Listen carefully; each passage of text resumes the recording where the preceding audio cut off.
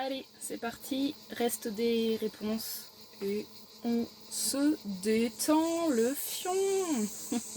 Alors, question suivante. Bonjour Clémentine, j'ai bien aimé votre vidéo Astrologie des paradoxes. Je regarde la vie de manière à ce qu'elle me prouve que. J'avais une question. Comment sortir du cercle vicieux de la manipulation et de la perversion N3 petits points, j'imagine, narcissique, du signe d'en face? Comment sortir du cercle vicieux de la manipulation et de la perversion du signe d'en face? Attends, je vais lire en entier, puis je reviendrai dessus. Y a-t-il un outil, comme par exemple des affirmations à se répéter pendant plusieurs jours pour reprogrammer l'inconscient? Comme par exemple, il y a une astrologue que j'aime bien qui fait ça en format PDF vidéo pour chaque signe. C'est astroéthique.fr dans sa boutique en ligne. Est-ce que vous avez un outil de ce genre qui pourrait aider à se compléter soi-même sur les qualités du signe d'en face? Mais j'ai remarqué que quand on a un outil, on ne sait pas s'il faut l'utiliser beaucoup de fois ou bien à petite dose. Comment se compléter soi-même de nos carences des signes opposés afin de ne plus être manipulable ou autre désagrément? Surtout quand on est face à un scorpion ou un lion, au sens figuré comme au sens propre. Oui, donc, attends, vous avez beaucoup de questions. De manière générale, l'énergie du texte, elle envoie quand même du comment réussir à faire des choses qui, normalement, sont des processus, selon moi, internes. C'est-à-dire, c'est lorsqu'il nous arrive des merdes dans la vie que c'est là qu'on a l'intuition, c'est là qu'on a la leçon dans le corps. C'est là où quand il s'est passé quelque chose du genre t'as dit oui alors que t'aurais voulu dire non, toute la conséquence derrière, des heures et des heures à faire un truc que t'as pas envie, par exemple ça devrait suffisamment te saouler et t'amener suffisamment de colère ou autre émotion pour dire allez, la prochaine fois, je dis non, etc. Et ça, c'est des outils, c'est l'expérience, elle est dedans. Là, même si je vais relire un petit peu essayer de répondre à quelques questions, de manière générale, observe que tu as du coup une croyance dans il y a des mantras et des outils, et dans tout coaching, hein, on te file des outils, et franchement, je comprends le principe de demander des outils.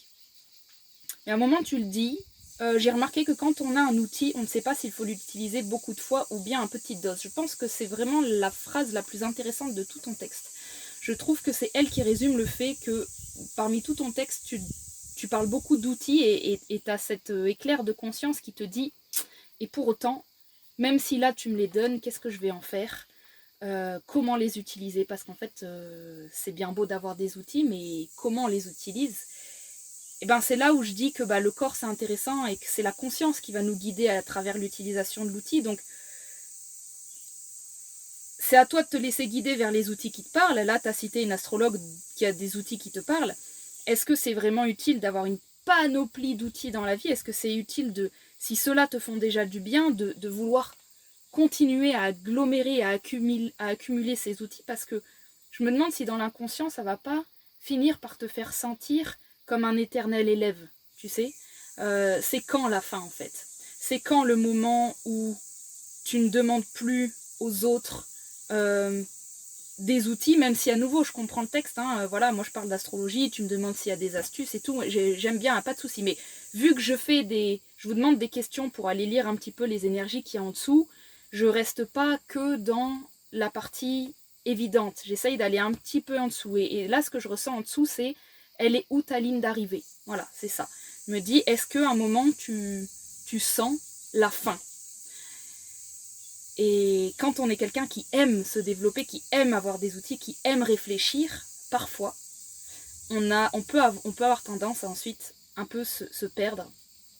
Je dis pas forcément que c'est ton cas, mais voilà, c'est la lecture principale du texte.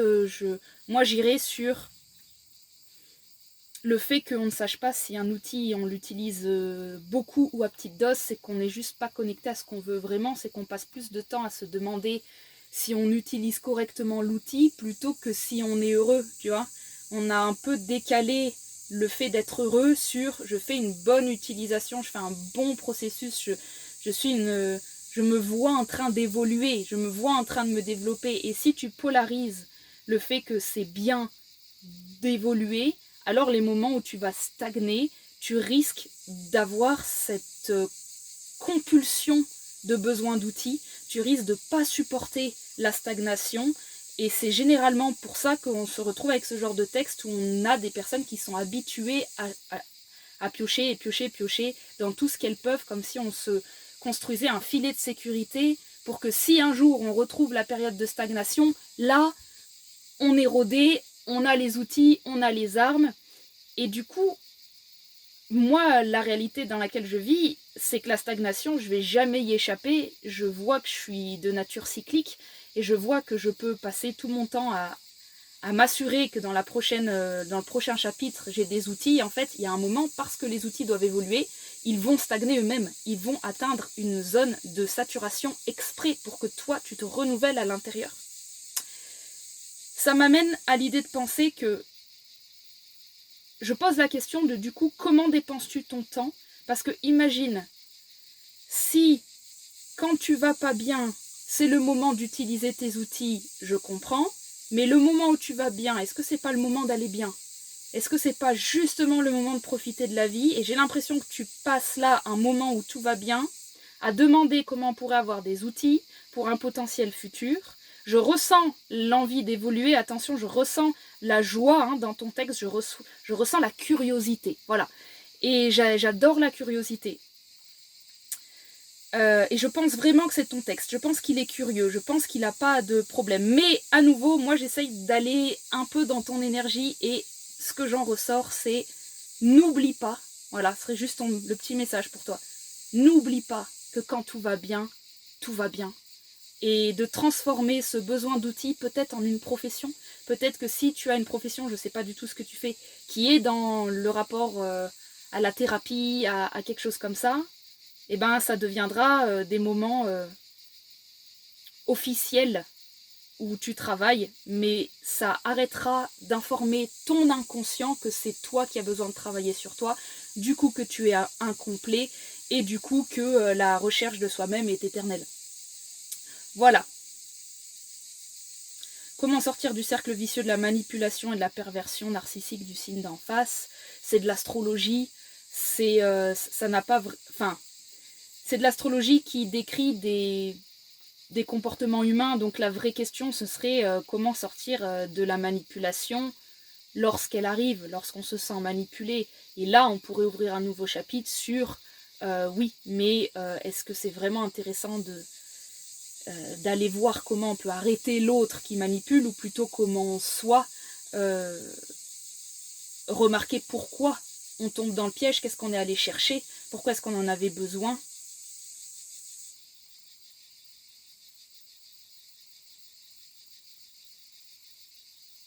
Comment se compléter soi-même de nos carences des signes opposés? Bah toujours pareil, t'enlèves l'astro, comment se compléter soi-même? T'arrêtes là la question. Et là ça devient intéressant, comment se compléter soi-même? Donc déjà, tu as un vide, nous avons un vide, nous avons tous un vide. La question est-il vraiment nécessaire est-il là pour être complété? Je ne sais pas. Est-ce que ce sentiment de vide n'est pas justement ce qui nous permet de sentir de l'intensité dans la vie, de nous sentir en vie? Est-ce qu'il y a vraiment un besoin de compléter ce vide? Ça revient un peu sur ta structure, cette idée que tu vas jamais être heureuse si même les moments complets, on va essayer de remplir un vide qui peut-être est là pour une raison. Donc il y a quelque chose dans ton système qui cherche. Moi je l'amène vraiment sur parfois le sens de la recherche doit peut-être servir une intelligence de la philosophie elle-même, plutôt que, dans certains cas, là ça a l'air d'être le cas, j'ai l'impression que c'est intéressant de réfléchir, mais que si on commence à essayer de trouver des réponses à tes questions pour toi, pour l'humain, là pour moi ça commence à puer. Tu vois, la manière dont les questions sont posées, j'ai l'impression que je te ferai pas du tout un cadeau d'essayer de répondre à tes questions pour ta vie.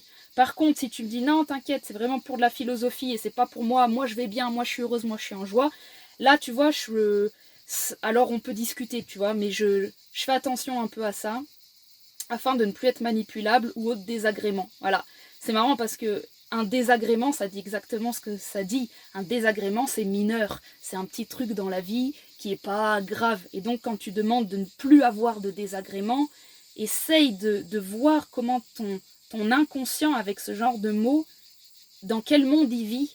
Un monde où il existe une vie où tu n'aurais plus jamais de problème, où tu serais le master de tes problèmes, il n'y aurait que des solutions, tu serais plus jamais emmerdé. Je pense que c'est ça qui peut nous rendre le plus malheureux, surtout quand on est face à un scorpion ou un lion. J'ai bien aimé la blague au sens propre. Tu cours, tu cours à la direction opposée. Ce qui te plaît pas, tu t'en vas. Voilà, ça déjà, c'est plutôt ça. Je te remercie pour ta question en tout cas.